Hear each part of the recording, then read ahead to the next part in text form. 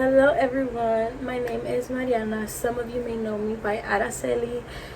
And this is my first video, and I've been thinking like, what would be a good first video? What would be a good first video? And God has been speaking to me, and I think it's time to share my testimony with you guys and do a little Q&A of some questions I have been asked by people about my testimony. So instead of just doing the video like, oh, plain and simple, me just talking to you guys, I am going to be doing it. Get ready with me. So while I get ready, you guys are going to know more about me, and hopefully we can start a long, beautiful journey together. Okay guys, so we are going to get started. Where did I put it? Hello, where did you go? Oh, I found it. Sorry, bloopers. Okay, so I am going to do my makeup while talking to you guys a little bit of my testimony. Well, mainly my whole testimony, which is not finished, obviously, because I'm still alive. God is still writing my story, you know, so there are still a lot of things that are to happen, that are going to happen.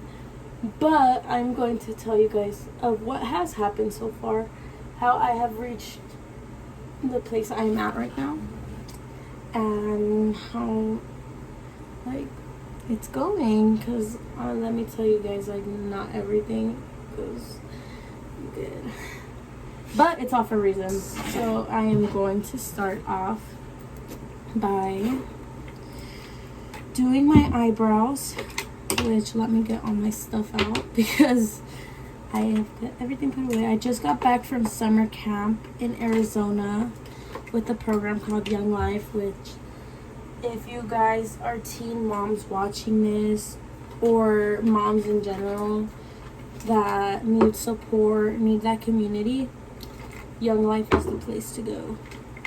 I will be talking a little bit more about that program later on in this video, just because if it helped me, it's gonna help you guys, and I'm telling you, they are the reason that I am where I am at right now.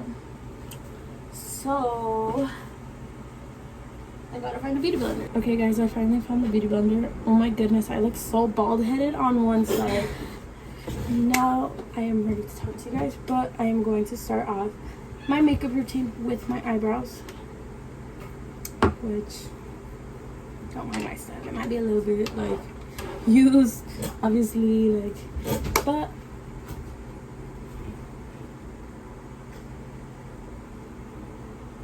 I didn't even see my son get up, he scared me.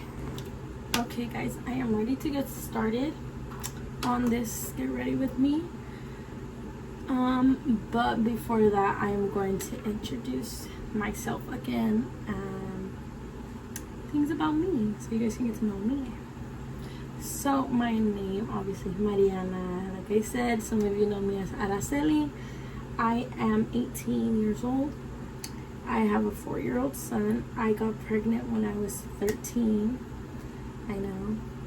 And currently, right now, I am 1 year of being baptized. And, you know, like I said, I'm going to talk about my relationship with Jesus along this video. But let's get started, and we're gonna start from the very, very beginning. So my story begins when I was born, and I'm just kidding, guys. So my story, like, from what I remember, my story begins with my mom. When I was around 4, I think, 4 through 6, somewhere around that age gap, 3 to 6, let's say, just to be safe. Somewhere around that time, my mom got deported. I don't really know my mom as much as I would like to, but yes, my mom had gotten deported. I was in the system for a while after that, and luckily for me, my grandparents were able to take in me and my 2 brothers, so I am adopted by my grandparents.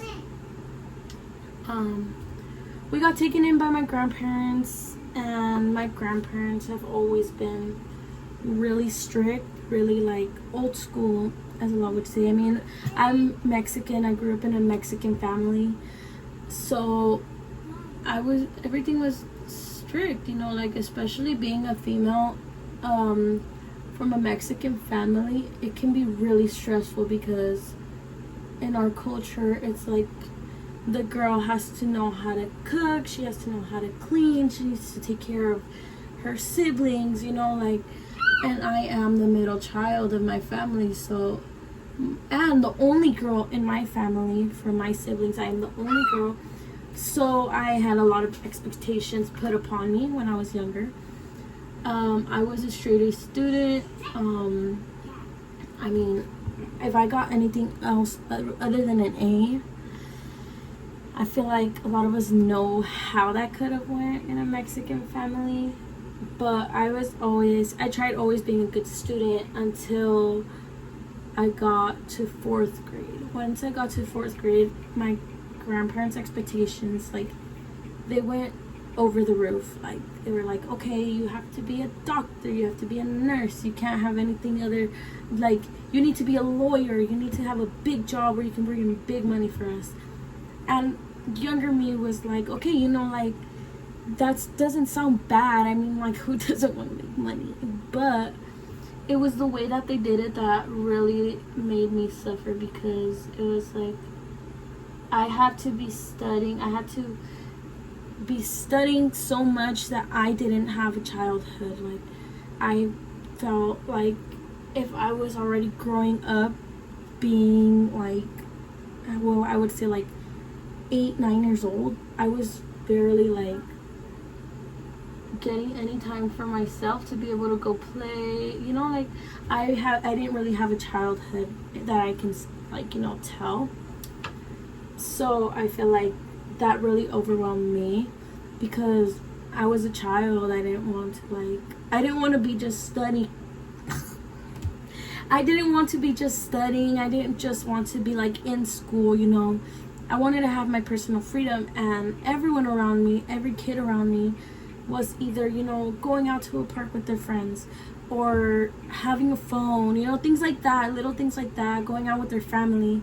And it's something that I never really got to experience as a child, or even now, like, you know, but I feel like that's how it all started. So mind you, me turning 10, and, you know, being a little bit older, it made me realize, like, I don't have as much freedom as everyone else does. And it made me really become rebellious. I was really rebellious in my teenage years. I mean, I'm still a teen, but in my early teens, I became really rebellious against, like, my grandparents. So I stopped listening to what they would say. I think around 6th grade, 6th, 7th grade. 6th, 7th.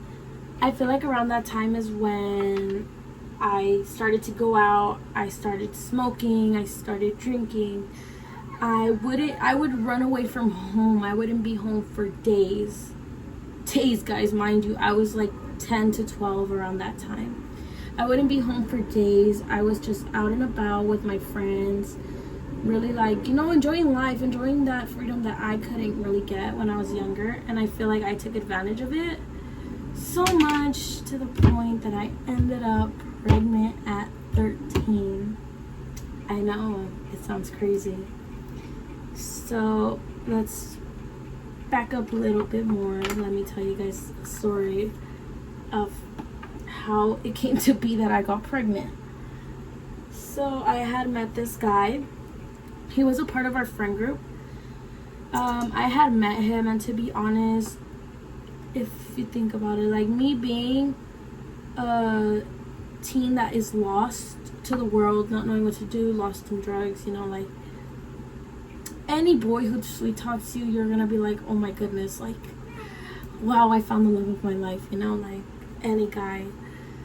And so that's what 13-year-old me thought, that I had found the love of my life, that, you know, like, I was settled.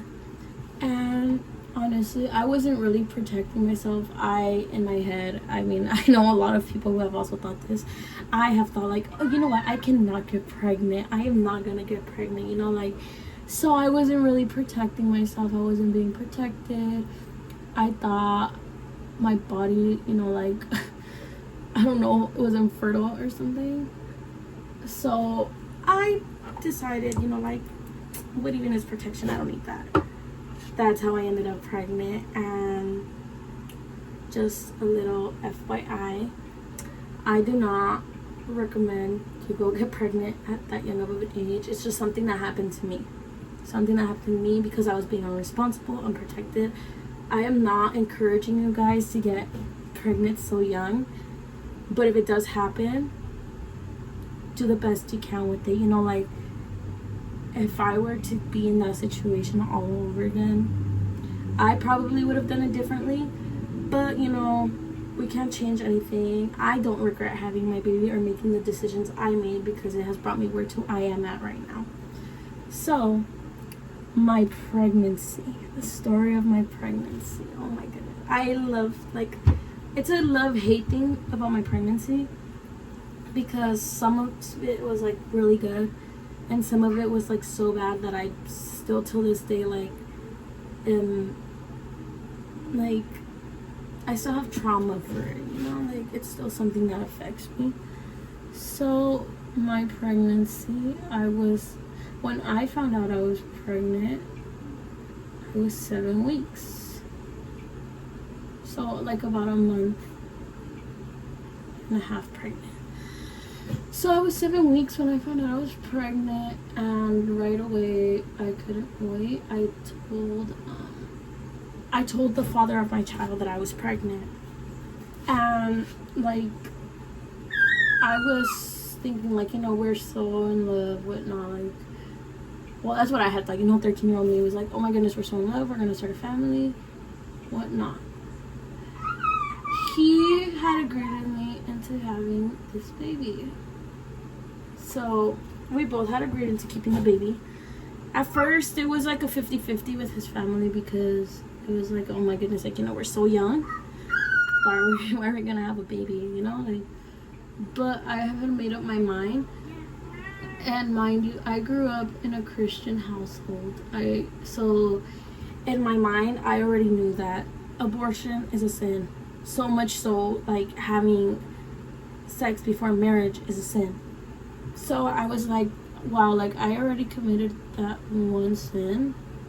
Why am I gonna commit another one and have an abortion when I know this baby probably has a purpose in life, you know, like, probably has a meaning to my life.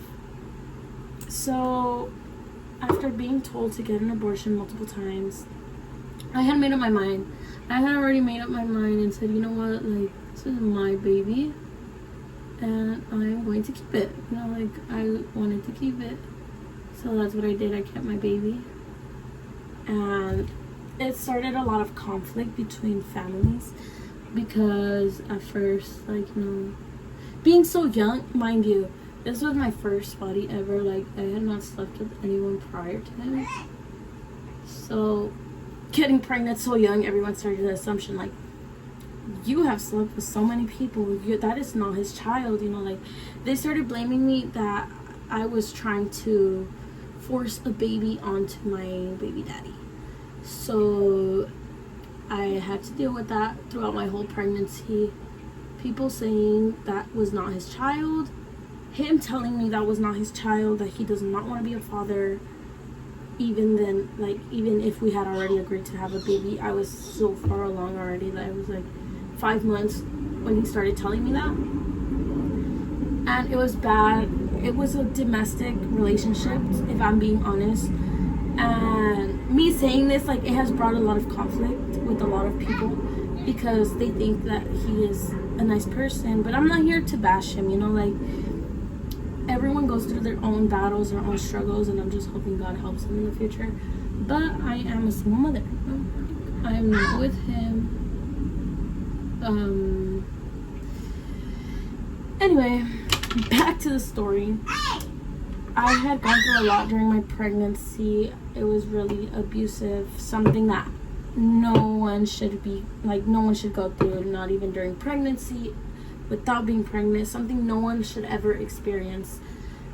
And so I had went through that during my pregnancy, which I ended up in the ER, I think 2 to 3 times during my pregnancy. Never got a baby shower, never got a gender reveal because of all the conflict, and that's still something that affects me till this day. Like, I would have loved to experience like the reveal of my baby's gender, me having, you know, a baby shower, being with family, being like, you know. And I mean, I'm not going to sit here and be like, you know, I deserve that, because I was young. I had made a bad decision, but I was not gonna let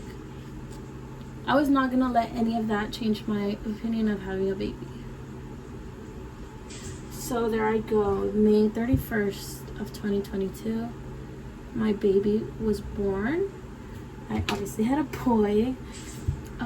He was born healthy, 4:15 p.m. My goodness, let me fix this eyebrow before I keep talking. Okay, so he was born for 4:15 p.m.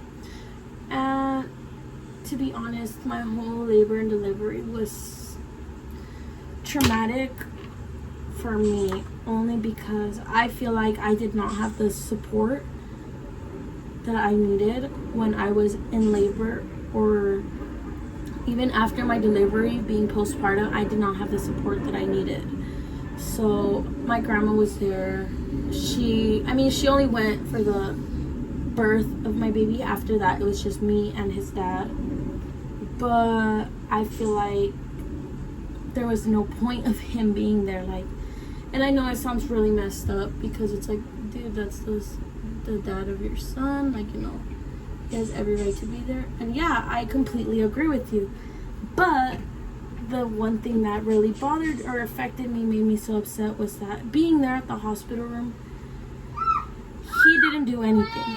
He did not do anything. He just slept the 2 days that we were there, all day. He was on his phone, not paying attention to our son.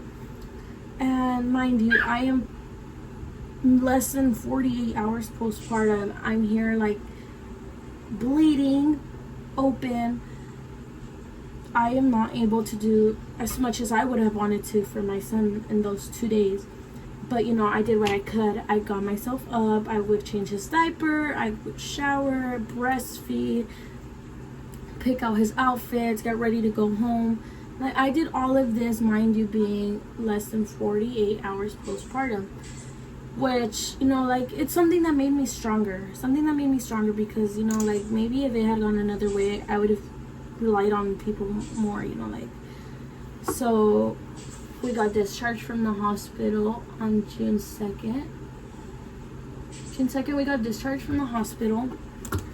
And same thing as in the hospital. He did not come see his son for the first, I would say, 2 days after leaving the hospital.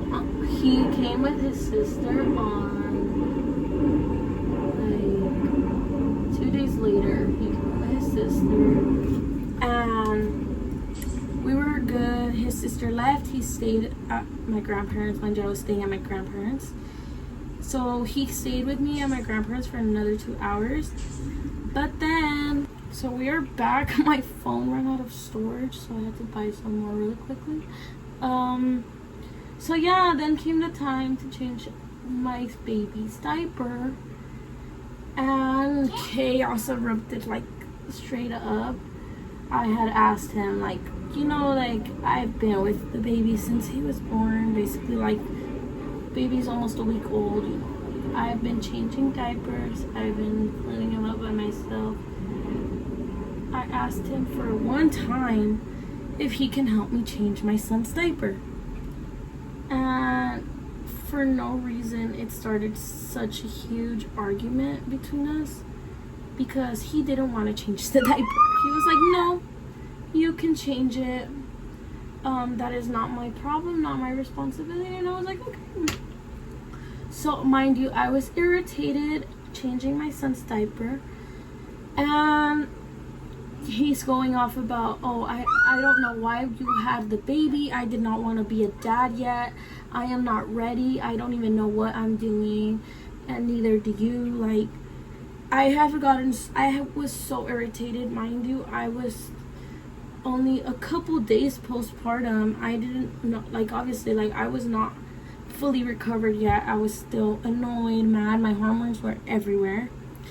So what I did, I got so angry that I just threw my son's diaper. I threw my son's diaper. I was so mad, and I started, like, crashing out on him. I got so mad. I was like, why are you telling me this right now? Like, the baby's already here. What do you want me to do? Like, go back, time travel to the point, like, to not have this baby? I don't know what you want from me. Like, he's already here. I cannot do anything but move forward with it, you know, with the situation, do my best that I can out of it. And he took offense to that. He took offense to the fact that I had, like, gotten mad at him. So what he did, he left.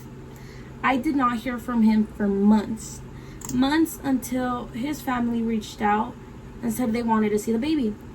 And you know what? I am not a bad person. I am not an evil person. I've never denied them the fact that they can come see my son, you know, which is his baby too, you know, like, he has a right to see his son. I have never denied them the fact that they can come do that. So months later, they ask if they can come see him. He comes to see his son with them. And my son, mind you, my son does not know who his father is. So when he came to see his son, my son was not, like, reacting, no dad, like, nothing, blank expression, like, who is this guy? And I guess that my baby daddy was like, oh, well, he doesn't know me, what's the point of me even coming around? Until this day, he says the exact same thing. He tries to come see my son. He doesn't want to follow my rules, you know, like, I have had my son for 4 years. He has been nowhere to be found for 4 years. So till this day, I tell him, like, if you want to see your son, you are more than welcome to, but under my rules, which is basically, you know, like, I have to be supervising your visits because my son doesn't know you, like, you're a complete stranger to him. And I am not going to allow my son to go with someone he doesn't know if he doesn't want to go. And my son doesn't want to go. Like, multiple times I have asked my son, like, do you feel comfortable going? And he tells me no. Yet he's very smart, very aware of what he wants, what he doesn't want. So he tells me no, and I'm like, okay, you know what? Like, I'm not going to force my son to do something he doesn't want to. Even if that's his dad, even if he wants to see him. If my son doesn't feel comfortable going with him, I am not going to let my son go with him, no matter what they say, no matter who says what. My son is staying with me. If my son feels comfortable with him coming over, you know what, that's fine, under my supervision, you know, like I just said. So that's the story of me and my baby daddy, my pregnancy. Now I am going to tell you guys the story of how I got closer to Jesus. So my story on how I got closer to Jesus is I went to this program called Young Life. This is the first Christian program I have been to ever since I became pregnant, because when I was pregnant, I was going to church with my grandparents, and let me just say, I got really church hurt. The people at that church were telling me that if I didn't say I regret having my baby, Jesus was never going to forgive me. He was never going to bless me, you know, things like that. And it made me have a really negative opinion about Jesus, which is like, how can people do that? Like, so I stopped going into church for about 2 years, I would say. And then I found a program called Young Life through some other mom friends that I made at school. I started going to the program, and mind you, at first I'm just going for the fun. They had snacks, they would do activities with the other kids. And then came time to go to a camp. Yes? Look. Find it. Oh wow. So I got invited to a camp with this program, Young Lives. And mind you, the year is 2024. I got invited to this camp, and I'm going to tell you guys right now, one of the best decisions I ever made in my life. At first, when I arrived at this camp, I was so like, oh my goodness, like, why am I here? Like, what am I even doing here? Like, Jesus does not love me anymore. Like, there's no way back into his kingdom after all the things that I have done in my life. There's no way of him saving me anymore, you know? Those were my thoughts when I first arrived. And I got there. It was all fun. We played games, we ate dinner, we went into swimming, we would do a lot of activities. And then it came down to club, which it's not a club, obviously. Like, you're not partying or anything. It's basically a group Bible study with other people. That's what we call club.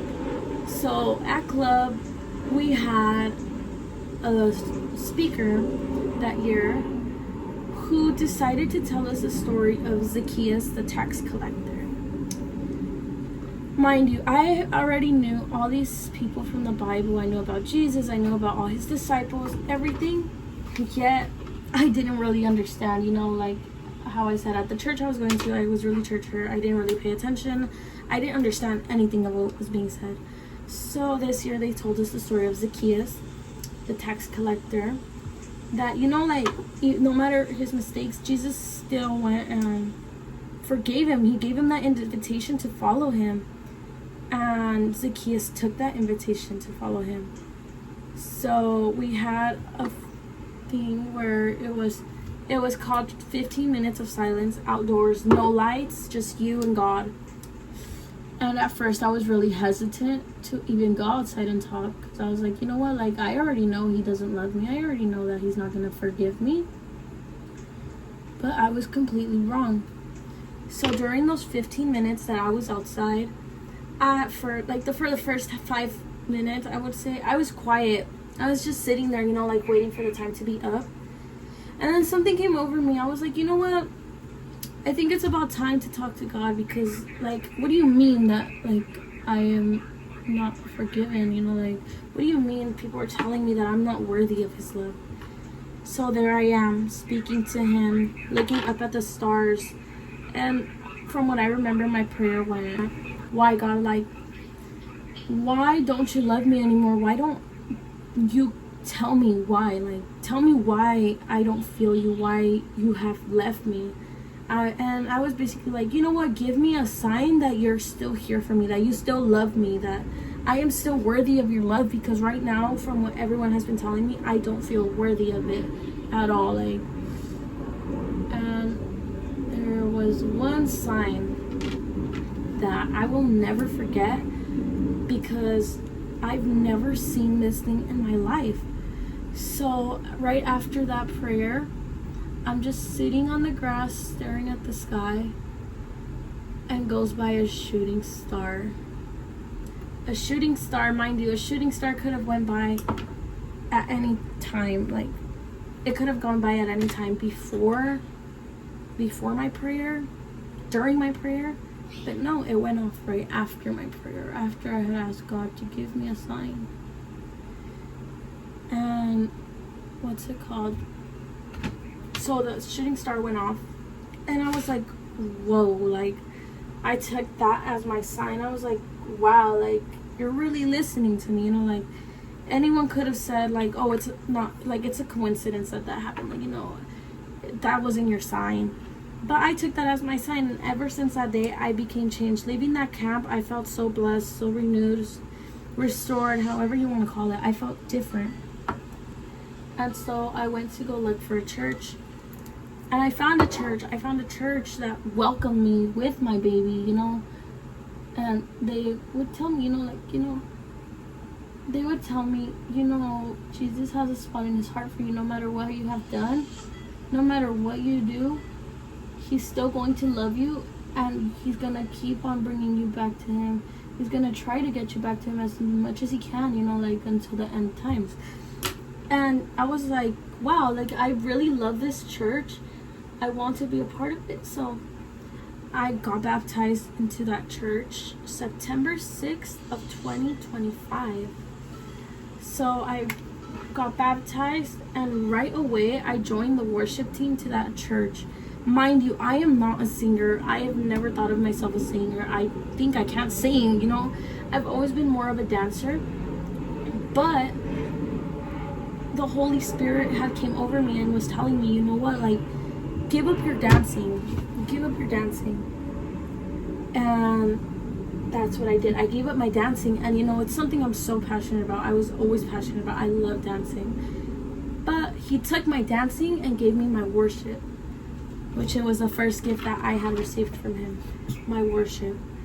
So, oh my goodness, I like it, guys. So the first gift I ever received from God was my worship. Oh my goodness. There we go. It was my worship, and I used my voice as much as I could to serve him until that same church I had gone into started blaming me for talking to guys. Mind you, not guys, it was one of my youth friends. They started saying that like me and him would sneak off, do who knows what. When, mind you, having friends is not a sin. Having friends in Christ is not a sin. And I really just, like, I wish that I could go back and tell them, you know what, like, you guys are wrong.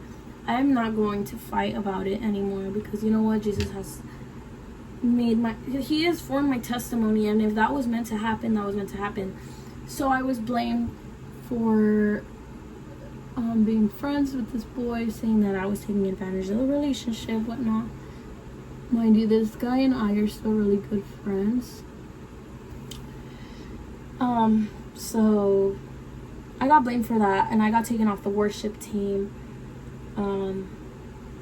The person that had said all these things was put on the worship team, replacing me, which was basically the whole plan all along. So I had gotten taken off the worship teams, and I left the church. I was really hurt once again. I left because I was being blamed, you know, like, for something that wasn't true, something that was hurting my image, you know, as a Christian. So I left, and I went to another church. And basically, I went to another church, and I felt so welcome. Mind you, I felt so welcome. I love this church. #plenitud de vida. I felt so welcome there, and there was so much more youth, so much more life there at that church. But that's when I started falling out with Jesus. Once again, I felt like my relationship was going down because I didn't hear God. I didn't hear God anymore. I was like, where are you? Like, you know, like, you gave me all this. Where are you now? He was quiet. And I thought, you know what? He left me. He's tired of me. So I stopped going to the church. I stopped reading my Bible. I stopped listening to worship. I stopped helping my community.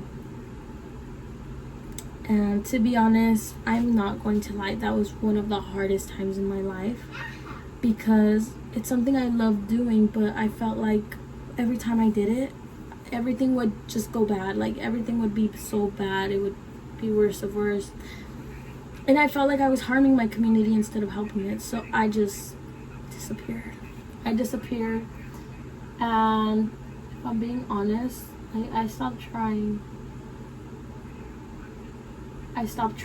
And the same people that from my first church, well, the church I got baptized into, some people have texted me, you know, like, oh, you are such a traitor for going to this other church. Like, how are you going to say that you were happy with us when you left us? And I mean, you know, like, I felt blamed because I was like, yeah, like, why did I leave you guys? You know, like, maybe I should have stayed. Maybe I should be a people pleaser and, you know, like, please them. But my mind was telling me, you don't need to please anyone but God, you know. But I was so hurt. Mind you, this was this year, the beginning of this year. So around February, March. my spark that I had was slowly fading away. And I made it known, you know, like I made it known to a lot of people.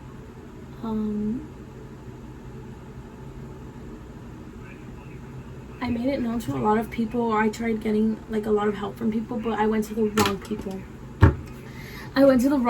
Which basically told me, you know what, like, who cares? Like, why are you trying to impress this God that you're talking about all the time? Like, who cares? Just do you, you know, like, live your life.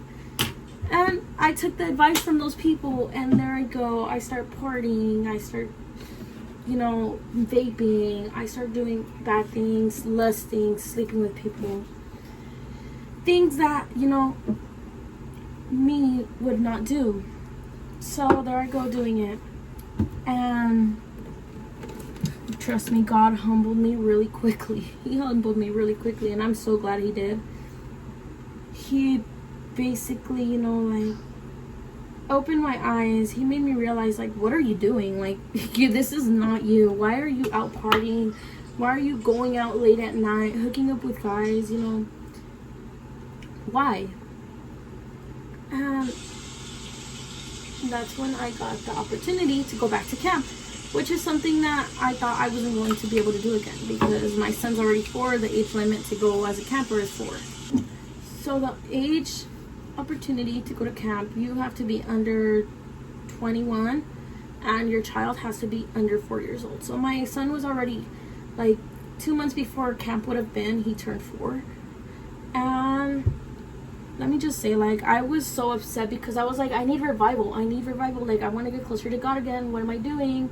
Like, I need an opportunity. So I sat there and prayed, and my leader from Young Life had reached out to me and said, oh, I don't think you're going to be able to make it to camp as a camper, you know. And I was like, I was so ready to cry my lungs out, because I'm like, what do you mean? Like, I want to go. Like, I need to experience this all over again.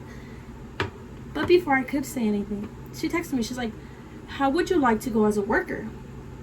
And I was like, me, a worker? I don't know about that. Like, I don't know. Like, maybe it's not for me, because, like, what do you mean go as a worker? I'm not going to be able to have fun.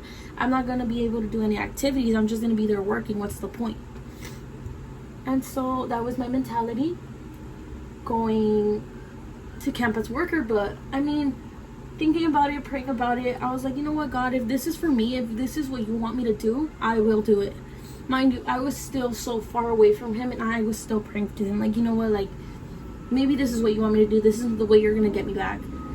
And so I signed up to go as a worker, and I went to camp this year on July 5th, 2026, this year. Oh, that's a sign. I went to camp July 5th of this year, and to be honest, I was just like, okay, when I arrived there, I was so nervous because, mind you, I was not going to be with girls from my city. No one from there was from my city. None of the workers that I was with was from my city. They were from Arizona and LA. So I was going to be in a cabin with complete strangers, people I didn't know. And I got there, I got all settled in, and then came time to meet the girls. I was like, oh my goodness, like, I'm so nervous, I don't know any of you. I got in there, I met the girls.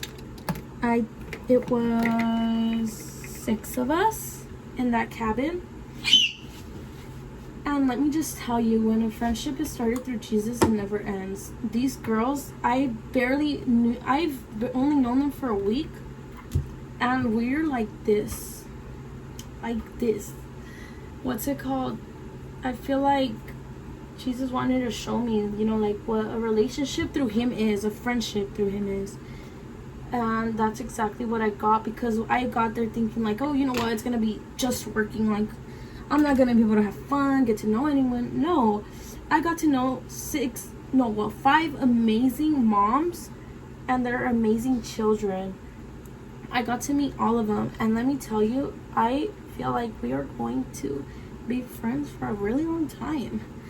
So I met them, and then here's where it started for me all over again. So once I met them, we all hit it off, and next thing you know, two of our moms that I was working with were in a little situation, you know, like a little stumble along their journeys. And right away, me and another friend, we went up to one of the girls and basically told her, like, well, try giving her advice, you know, helping out as much as we could. And that's when I started telling her, you know, like, oh, you know, Jesus puts blocks in your road, not to watch you fail, but to make you stronger, to strengthen you, to give you, like, you know, like that strength that you might need in the future. You know, he just wants to make you stronger. And this girl tells me, like, I didn't even know, like, what she was gonna tell me, but she was like, Jesus uses you through your words, the way you talk to people. I feel like Jesus just loves to speak through you. Like, you know, God speaks through you, because honestly, like, when you were talking, it, like, made me have a completely different opinion than I had earlier. The next day, these girls were friends again. You know, like, we were all friends again. We were all cool. We were excited to what was to come. And yeah, like, we fixed our problems. And then this is my favorite part of camp, you guys. I'm telling you, I love these people. Like, they made camp what it's supposed to be. I got the chance to work with special needs kids, which we call the Capernaum students, our Capernaum friends. It is basically kids with disabilities that, you know, got an opportunity to go to camp. And at first, when they were telling us that we were going to work with these kids, I was like, what am I going to do? I have no experience working with any kids of, you know, like, any disabilities or anything. So I was like, what am I going to do? I do not know what I'm going to do. And, you know, so come the first day that we get the Capernaum students, our Capernaum friends. And right away, I was sitting in the back, because I was like, I don't know what to do, you know, like, what am I going to do? What do I say? I don't know how to work with kids like this. But no, you know what? God had other plans. Right away, they came in full of joy, full of life. And I felt like, oh my goodness, like, this is going to be fun. We did face painting, we did bingo, silent disco, karaoke. The life these kids had inside of them, I want to, like, be able to work with them all over again. I would have not wanted it to be a different way. Like, I enjoyed it so much, and that was, like, one of my favorite parts of camp, being able to work with these kids, getting a new experience, you know, like, being able to be part of their experience, making it a lot more better, you know, allowing them to see that they have a friend, not only in us, but in Jesus, you know, like, the things he does. So, where I got to, like, you know, be able to experience what it's like being with different people, you know, like, what's it called? Once again, like I did 3 years ago, well, 2 years ago, I mean, like I did 2 years ago, we had the silent night, our silent lights out night, 15 minutes in silence, just you and God. Once again, we had that night all over again, and me and my group were able to be, like, participate in it. So as soon as like right as I'm inside the club meeting, I start breaking down. The Holy Spirit comes upon me. I start crying, and I'm like, wow, like, God, I need, like, I say, God, 2 years ago today, I was sitting here in front of you waiting for a sign from you. I am not here today as a first timer. I am not here today to, you know, come to you for the first time. I know why I'm here, and I want to feel you again like I did the first time.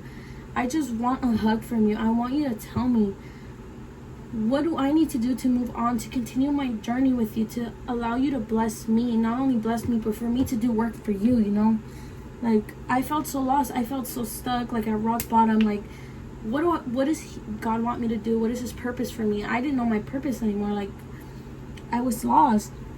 And that's when we went outside. As soon as we got outside for the 15 minutes, I fall to the ground. I fall to the ground weeping for a sign, crying, you know, like, why? Like, what's my purpose? Why do you want me? Like, why did you choose me to, you know, be a vessel of yours? Like, why me? What's so special about me? And as I'm looking up at the stars are moving.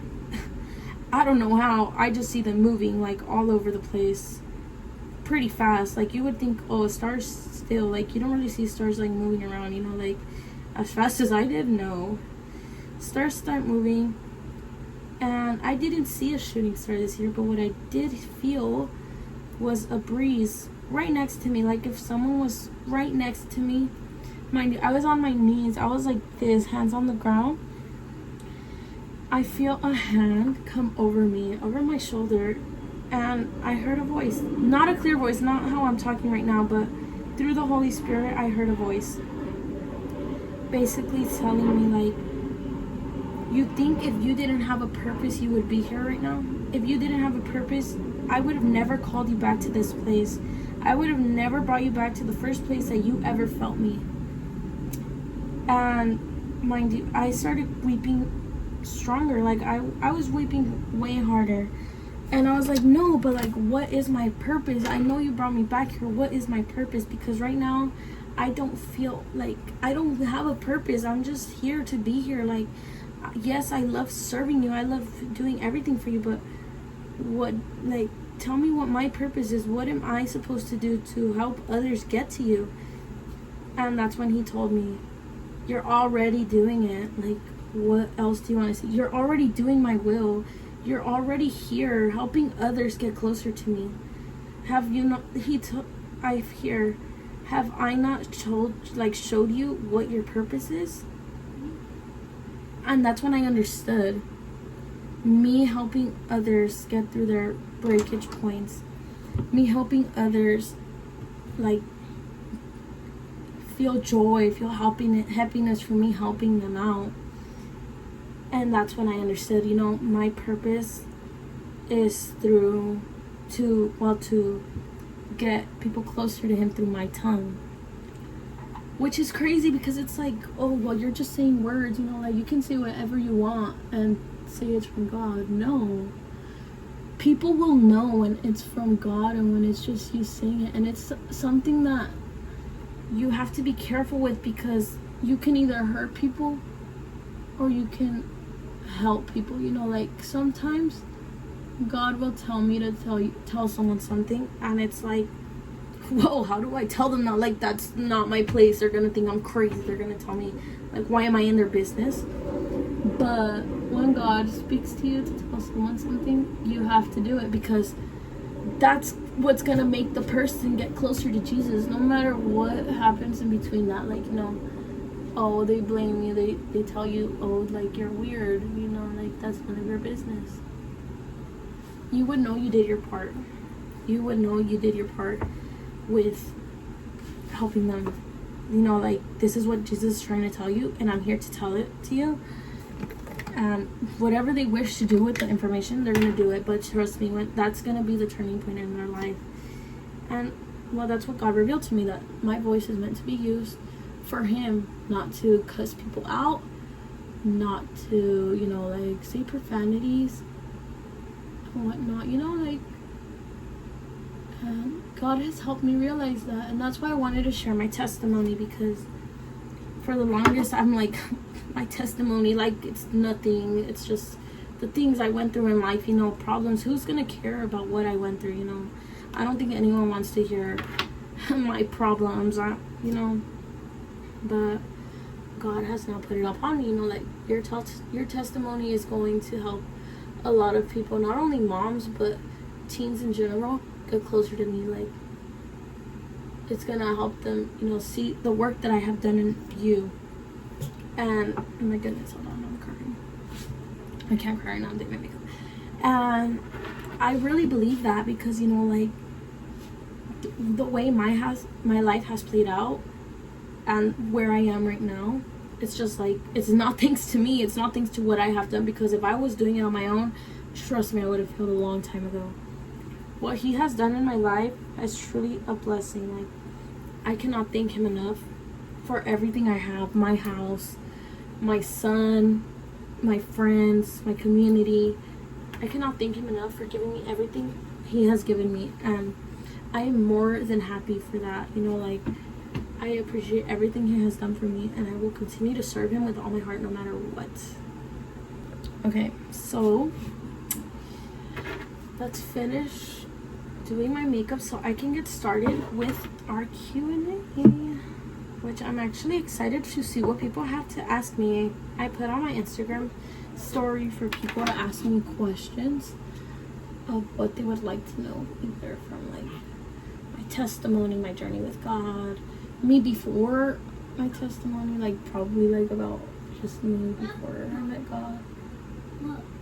I'm going to be answering some of those questions today. Some of those long asked questions that I have been like not wanting to answer forever, because, you know, I've been thinking like, why am I gonna answer questions about my story? Like, who wants to know? Who cares? But now I think it's time. It's time to reveal the truth, guys. Well, not the truth, you know what I mean, but to share my testimony with others. Okay, I'm done with my lashes. Now I just need to set my face with setting powder. My eyes, I hate when my eyes look like this. Like, I feel like my under eyes look so dark when I have lashes on. Probably because I don't use concealer under my eyes, but I don't feel like I need to because I don't have dark under eyes. It's just when I use the lashes, I don't know why they look so dark. Like, I feel like it makes me like so like, I don't know. Makes my under eyes look way darker than they are, and they're not dark, you know, like. So I'm about to get started with these questions that you guys have been asking me, and hopefully you guys get something out of it, or it helps you guys understand a little bit more about my faith and what God has done for me, or how he can help you guys in your journey. So let's get started with these questions. Okay, so first question was, where do I see myself in 5 years? Well, to answer that question, how I would answer is like, you know what, I don't know, because I would let God write my story and figure out where I'm gonna be in 5 years. But if it were for me, I would, in 5 years, I would love to be, you know, stable. I would love to have my own house. I would love to, you know, have my family set. I would love to have found my husband, have another baby, you know, like, these are things that I want to happen like now, like I'm ready. But God has a plan for me, and he says it's not my time yet. So we are going to trust the process and let him figure that out. But that is what I would love to do, like where I would want to be in 5 years, having my own house and my own family. Okay, so next question that was asked is, how long did it take me to have so much faith in God? And I would say it's not about how long, but when you actually do start having faith. So for me, I started having more faith in God when I saw what he was doing for me in my life, which is basically, you know, like, I started to acknowledge, you know, he gave me my son he gave me a healthy baby. He's given me a stable home. He's taking me out of so many situations that I probably wouldn't have been able to take myself out of. And that's when I started trusting him, you know, like, you just have to trust him. Like, even if, like, you have your doubts, just trust him, you know, like, once you trust him, he's gonna reveal to you so many things that you're gonna be like, why did it take me this long, you know? And that's how I feel, because You know, no one is ever gonna trust him to 100% because you're always gonna be like, well, why did this happen in my life? Why did that happen in my life? You know, but it's things he does to test your faith. So it's like, just have a leap of faith. Just, you know, have that prayer. You know what? Just say, Lord, I surrender. I give everything to you, all my baggage, everything that I have dealt with, I give to you. And whatever you want to do with it, I am more than glad to see what you're going to, you know, do with my story, what you have planned for me. And you know what? He's a God. He's a God of love. He's going to reveal things to you. He's going to start blessing you in ways that not even you would have expected. Like, it's all about timing. And to be honest, it's like, you're never gonna know when you are fully in until you are, you know, like, until you're there. And even me right now, I have my days, my ups and downs, days where I'm like, oh my goodness, like, why are you doing this? Days where I'm like, you know, thank you so much for helping me. But one thing I will say is, like, I will never lose my faith in him because of everything he has done for me in my life, personally. Next question I got was, how do you find a good man of God? Guys, I don't know why I got asked this question. I don't even have a man myself. But what I will say is, from my experience, I've dealt with so many men that it's like, I don't trust them. But, like, you know, I cannot block that side of myself, only because I know that when the right man comes into my life, he's gonna be from God, which is why I don't do relationships. And it's a hard thing, you know, because it's like, wow, you're single, like, don't you need that love from a man? Don't you need a man in your life? Like, I even get it from my family, like, your son needs a man in his life, you know, he needs a dad figure. And I feel like that's where it affects me the most, because I'm like, wow, like, I just want a guy of God in my life, you know. But I will tell you, if a guy comes from God, he will never hurt you. He will not put you down. He's going to uplift you. He's going to put God above you. It's like, and I know it sounds weird. It's like, what do you mean above me? Like, I should be his first priority. No. His first priority is God. And if his first priority isn't God, girl, run away. Run away as fast as you can.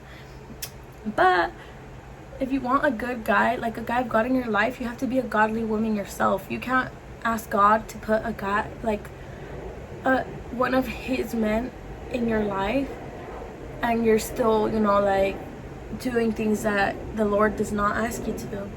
So you really have to make sure that you are living for the Lord. You are fully committed, you know. Yes, you make mistakes, but you know, the Lord does not, he does not basically disown you or blame you for that. Like, he just wants you to make sure that whatever you did wrong, you do right. And, you know, like, make it up with something good, like, not for your own sake, but for his sake, for his will, you know. Like, that's how you're going to get the man of God in your life. Once once God feels like, you know, like, she's ready, I am going to bless her with this. And I'm just waiting for God to bless me with the right man, you know. Like, I don't want to look for a guy, and I've been, like, so, like, dedicated to this. I don't want to look for a guy or place a guy in my life if I know he's not from God. Like, why? Like, why would I intentionally block God from putting the guy that actually belongs with me in my life? Like, no. I'd rather just wait until God tells me, you know what, this is gonna be your husband. You know? Yeah. So I got a question, and I'm so glad I got it before I uploaded the video. But the question was, what is your favorite worship song?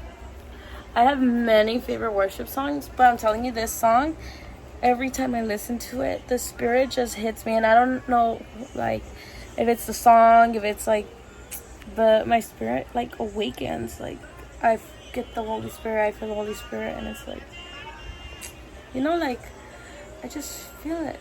So this is a song. It's called Jesus Be the Name by Elevation Worship.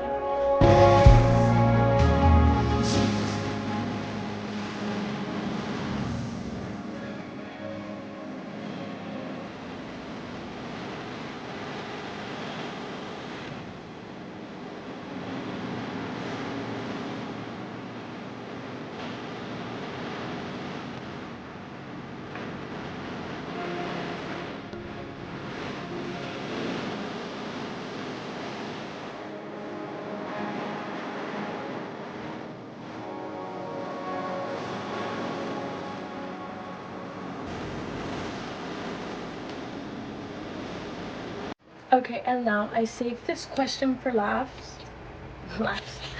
I saved this question for last because it's a good way like to conclude the video. So the question was, what is your advice to someone who wants to embrace their faith and get closer to Jesus? My advice is, honestly, whatever you see is doing harm to you, to your spirit, and to your character in life, remove it from your life. Because when you're getting closer to Jesus, you're going to see like none of that is helping you. None of that is going to help you make you stronger. Instead, it's going to make you weaker. It's going to let the devil take that like a hold of you, which is what you don't want. You don't want him to, you know, basically put you down through that. So you're going to want to let everything go and let God put new things in your life, new friendships, new relationships, new people, change your ways, you know, like he's going to bless you with things that you'd never think you would have had. Like, it's just a process, you know, like you just really, like how I said earlier, you have to trust that he's going to do everything. And I know it feels like, why would I trust him? I don't even know. Like, trust me, once you trust, you're never gonna go back. Or like you'll have your doubts, yes, but you're not gonna doubt him as much as you used to. Like, you're gonna be more committed to him.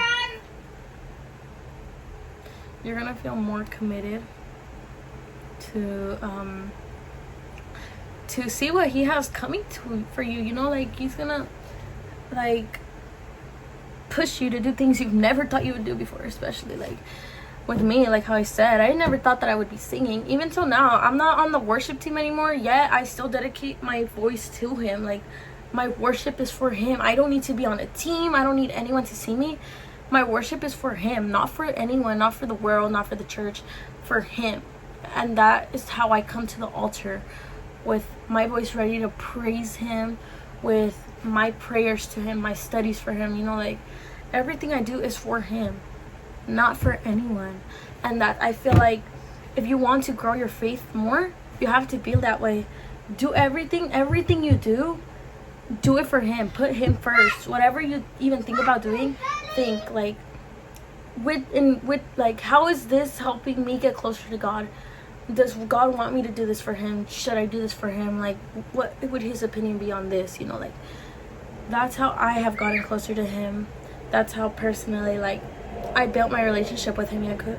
Because like, I'm an overthinker, and I will literally overthink anything I do for Jesus. Like, even like, for example, even doing my makeup, because sometimes I feel like, wow, you made me naturally beautiful, like in your image. Sorry guys, you made me in your image. Why would I cover up with product what you gave me, you know? But sometimes I just do it like, you know, like I need to do something, you know, a reminder like of who I am. And the makeup does not define me. It is what God gave me, my heart, my spirit, my faith in him. That is what defines me, and that's what I want people to see me for.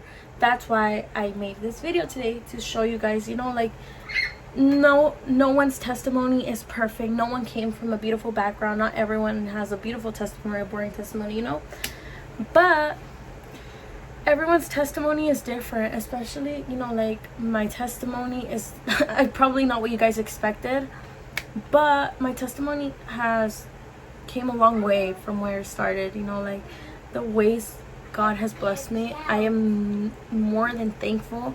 And I know that I will never be able to pay him back for that, but you know, I am more than grateful that he has a spot reserved for me in heaven next to all those who trust him, you know.